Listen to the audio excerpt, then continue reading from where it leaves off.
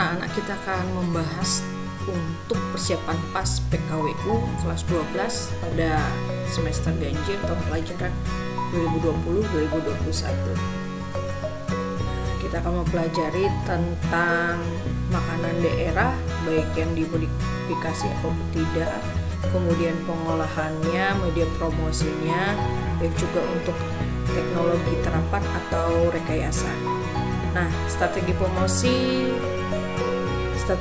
langsung dapat dilakukan dengan media promosi. Media promosinya dapat digunakan media cetak ataupun media elektronik ya.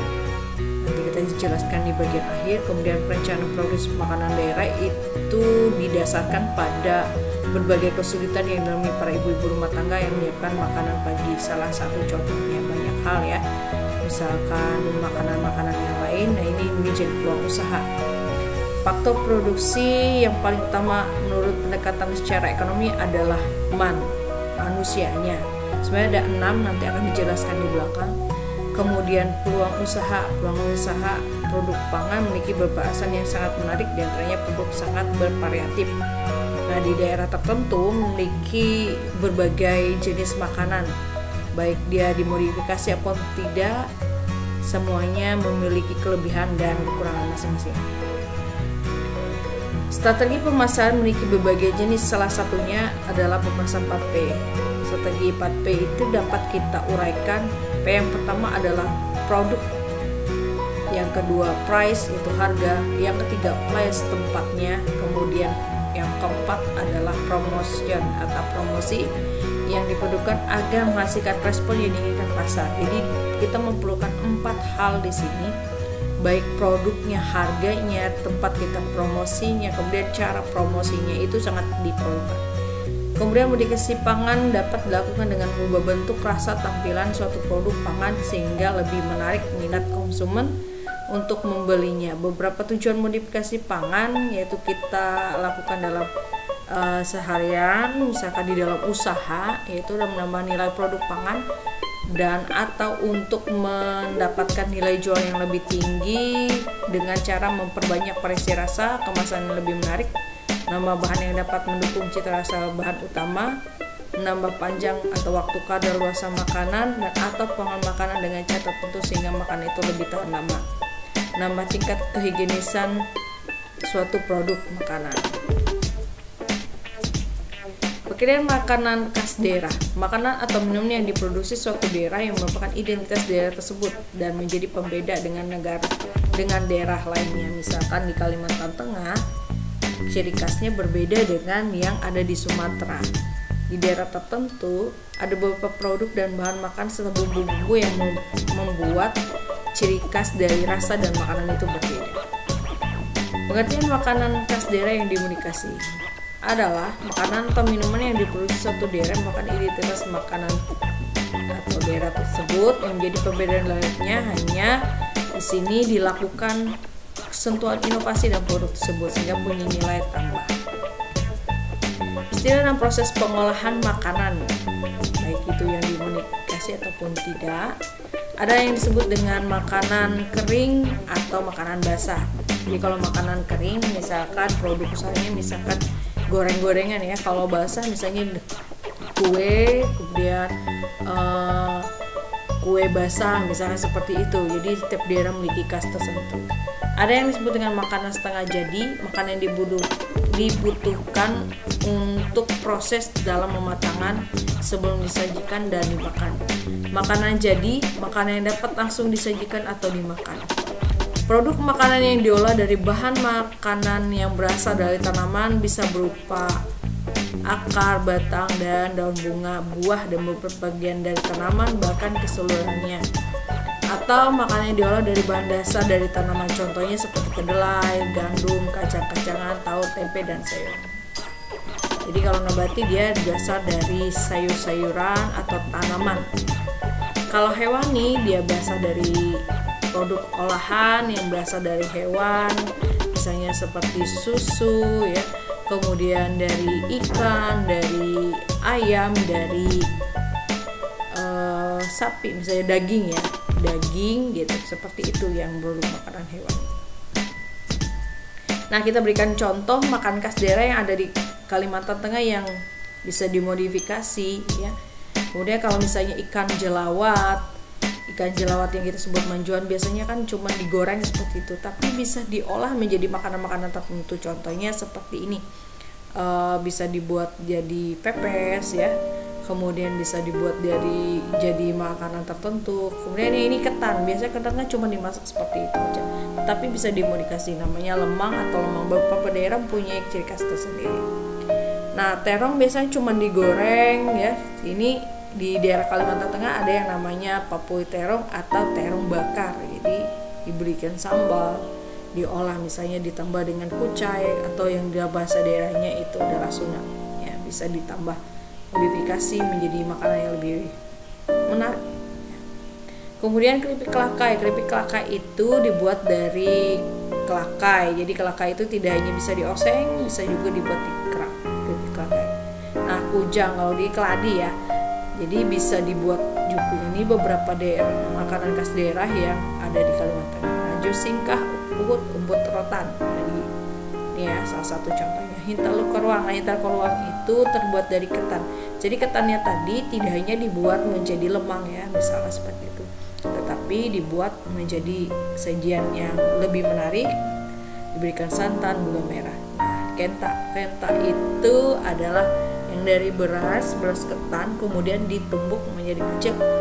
Biasanya hanya dimasak seperti itu saja kan, untuk beras ketannya tadi, tapi ini dimasak dicampur dengan parutan kelapa dan gula merah. Nah, ini daun singkong, nama daerah di Kalimantan Tengah itu ada TPDN Jawa. Nah, jadi kalau misalkan daun singkongnya itu tidak hanya direbus tapi dibuat menjadi makanan yang lebih beda dari sebelumnya. Nah, ini juga bisa dibuat jadi keripik, juga bisa dibuat jadi makanan sajian dioseng atau apapun ya. Kemudian makan khas daerah diberikan. Nah, di Kalimantan Tengah ini ada yang namanya batang pisang, itu bisa dibuat bermacam-macam. Bisa dibuat sayuran berkuah, lainnya makan juhu, kemudian dibuat jadi kandas atau sambal ya, bisa juga. Nah, rebung ini bisa dioseng juga dibuat menjadi sayuran berkuah juga bisa, dan bisa dibuat menjadi keripik. Nah, ini kandas sarai. Nah, serai itu tidak hanya dibuat untuk jadi campuran bahan makanan, tapi dibuat menjadi sambal ya. Di Kalimantan Tengah circa seperti itu. Ada yang nama wadi. Nah, wadi itu adalah awetan dari ikan yang diberikan garam dan difermentasi dengan menggunakan beras yang disangrai kemudian dicampur dengan ikannya tadi. Nah, ini oseng kelakai, lantar atau sulur. Jadi dia bisa dibuat masakan yang lebih berbeda. Ada di khas Kalimantan itu namanya bakung, ada juga pisang. Jadi kalau bakung ini bisa dibuat menjadi oseng-oseng juga bisa. Kemudian bisa dibuat menjadi sayuran berkuah, bisa dicampur dengan ikan ya, atau dia sendiri juga bisa. Nah, pisang mentah di Kalimantan Tengah itu diolah menjadi namanya juhu kanta pisang. Nah, jadi ini selain bisa dibuat keripik, ini juga dibuat olahan untuk pendamping makan. Nah, kita akan mempelajari lagi tentang teknologi tepat guna. Nah, teknologi tepat guna itu atau terapan tentunya dirancang sebagai suatu masyarakat tertentu agar dapat disesuaikan dengan aspek-aspek lingkungan, keetisan, budaya, sosial, politik, dan ekonomi masyarakat yang bersangkutan. Teknologi tepat guna merupakan teknologi yang dirancang yang dikembangkan berdasarkan aspek-aspek lingkungan, sosial, budaya, dan ekonomi. Jadi politik tidak termasuk di situ.